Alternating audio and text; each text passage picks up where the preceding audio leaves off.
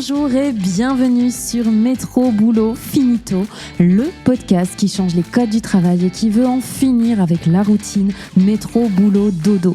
Dans ce podcast dédié au travail, on parlera efficacité, relations au travail, bien-être, mais aussi vision du travail de demain.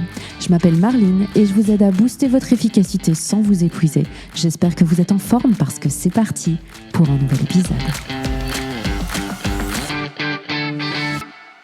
Bonjour, bonjour.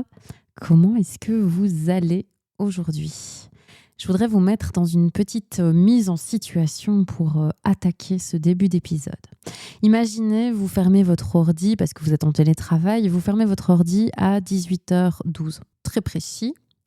À 18h13, vous vous retrouvez en cuisine à lancer la marmite sur le feu. Je viens de caler parce que je me dis la marmite, mais plus personne ne dit ça. Qui dit encore ça ? La casserole sur le feu.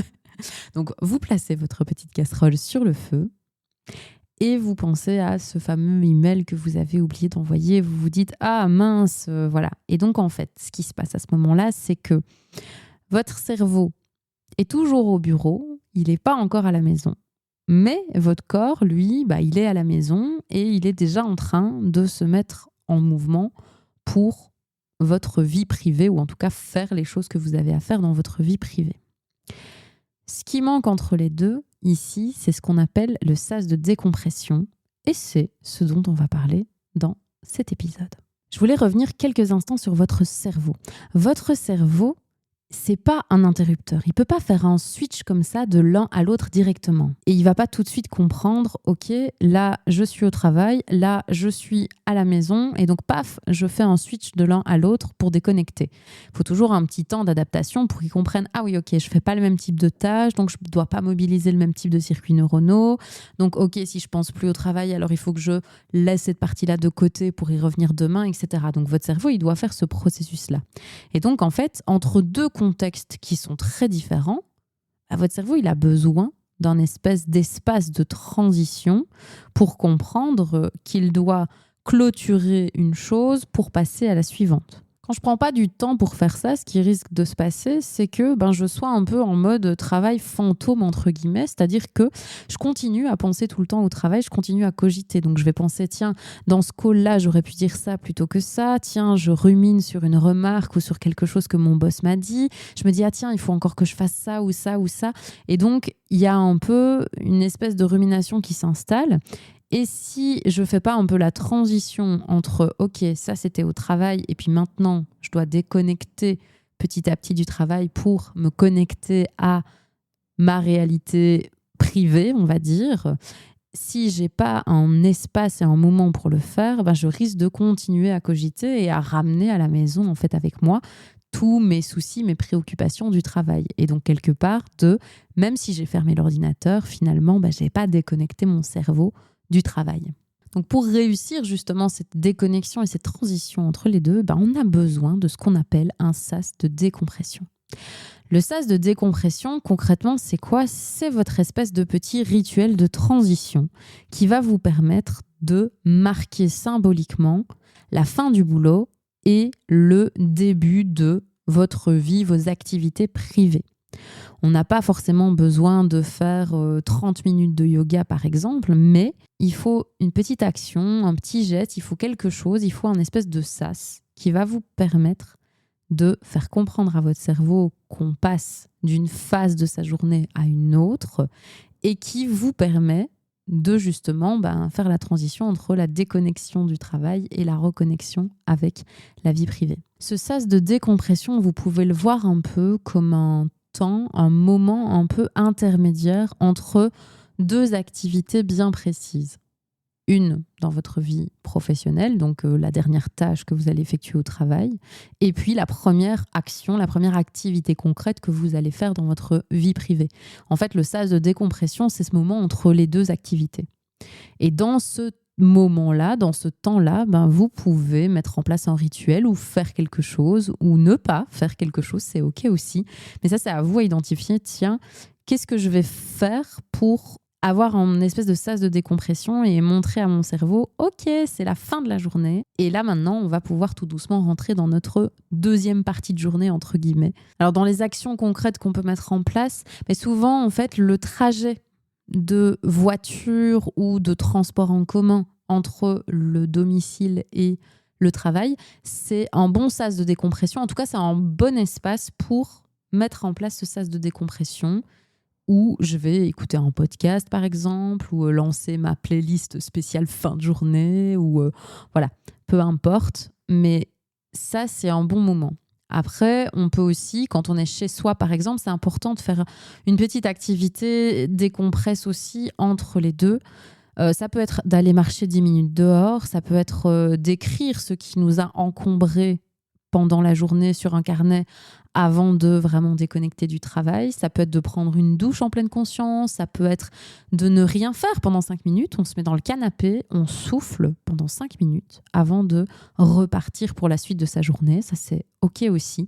Mais l'idée vraiment et le but, c'est vraiment de pouvoir signaler à votre cerveau que vous êtes en train de changer de mode, entre guillemets. Vous voyez, c'est un peu comme quand on est à la plage. Je suis sûre que vous l'avez déjà entendu au moins une fois, ce truc de faut pas sauter dans l'eau tout de suite. Il faut se mouiller un petit peu le corps pour ne pas faire un choc thermique entre la chaleur terrestre, entre guillemets, et la température de l'eau. Et du coup, on vous dit, mouillez-vous un petit peu progressivement avant de rentrer dans l'eau. En fait, le sas de décompression, c'est un peu le même principe. C'est faire comprendre à votre cerveau qu'il va passer d'un mode où ses fonctions cognitives étaient activées et orientées pour le travail vers un mode où ses fonctions cognitives et ses autres fonctions vont être activées pour un mode un peu plus détendu ou en tout cas pour d'autres types d'activités. Et donc, pour qu'ils comprennent ça, vous avez besoin de ce moment, de ce temps-là de décompression, on va dire, de transition entre le travail et la vie privée. On néglige souvent ce sas de décompression. Donc, ce que je vous invite à faire là maintenant, c'est à vous poser la question, est-ce que moi j'ai un sas de décompression ?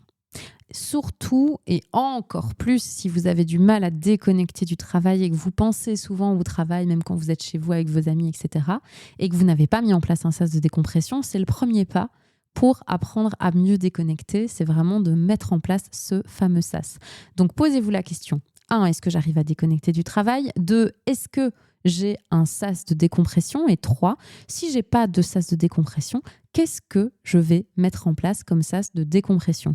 Et pensez bien à avoir un sas de décompression quand vous êtes au bureau en tout cas, et d'avoir aussi un rituel de décompression quand vous télétravaillez. Parce que quand on télétravaille, c'est encore pire. Cette distinction et cette frontière entre vie privée et vie professionnelle est encore plus compliquée à faire. Donc, mettez bien en place aussi quand vous êtes chez vous un petit sas de décompression, un rituel pour que votre cerveau comprenne bien qu'il a fini sa journée de travail et qu'il peut commencer sa partie journée privée, entre guillemets. Donc le sas de décompression, c'est l'idéal pour déconnecter avec le travail. Et dites-moi en commentaire, vous, c'est quoi votre sas de décompression ? Nous voilà à la fin de cet épisode. Déjà, merci d'être resté jusqu'au bout. Si cet épisode vous a plu, n'hésitez pas à laisser une note, un commentaire sur votre plateforme d'écoute ou un petit partage sur les réseaux. Ça fait toujours plaisir et ça aide à faire connaître le podcast.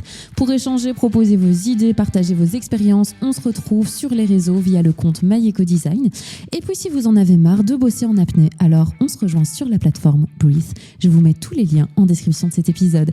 Il est temps pour moi de vous dire au revoir. On se retrouve la semaine prochaine pour un nouvel épisode et d'ici là, prenez bien soin de vous.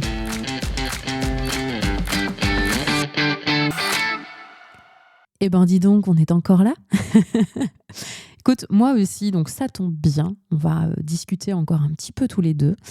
Alors, cette semaine, j'avais pas envie de te donner la thématique de l'épisode de la semaine prochaine, mais de te parler d'un livre que j'ai lu il y a pas longtemps, qui s'appelle Toi-même d'Anne Chirol. Alors, toi-même, c'est pas toi-même avec l'accent circonflexe, mais c'est toi-même avec le nom des mèmes qu'on retrouve sur les réseaux sociaux. Donc, c'est un petit jeu de mots avec ça. Et en fait, c'est un bouquin qui va présenter 50 profils des temps modernes qu'on va retrouver sur les réseaux sociaux ou dans la vraie vie aussi. Donc, c'est un peu une analyse sociologique des figures, des archétypes qu'on va retrouver ou des comportements qu'on va retrouver dans nos vies et sur les plateformes.